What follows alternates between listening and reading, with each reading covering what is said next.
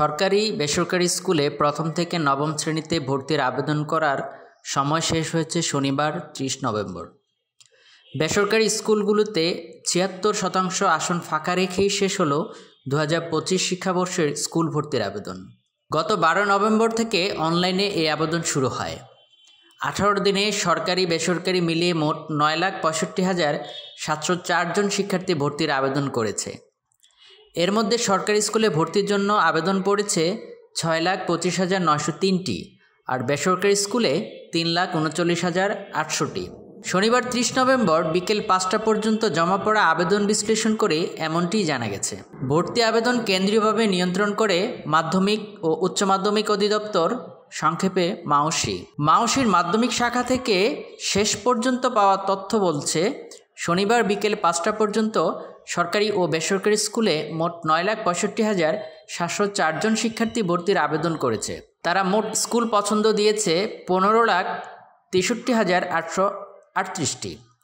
এর মধ্যে সবচেয়ে বেশি আবেদন পড়েছে সরকারি স্কুলগুলোতে। সরকারি স্কুলে ৬,২৫,৯০৩টি আবেদন পড়েছে। অন্যদিকে ১০ লাখের বেশি আবেদন করার পরও বেসরকারি স্কুলে আবেদন পড়েছে মাত্র ৩,৩৯,৮০০টি। অন্যদিকে ঢাকা ও বিভিন্ন মহানগর ও জেলা সদর পর্যায়ের ৩,১৯৮টি বেসরকারি স্কুলের ১০,০৭,৬৭১টি আসনের বিপরীতে ভর্তির আবেদন জমা পড়েছে ৩,৩৯,৮০০টি।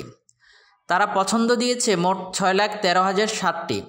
সরকারি স্কুলের চেয়ে ৮ গুণ বেশি আসন থাকার পরেও এখানে ৬,৬৮,৮৭১টি আসন এখনও খালি, অর্থাৎ বেসরকারি স্কুলগুলোতে এখনও প্রায় ৭৬% আসন খালি রয়ে গেছে।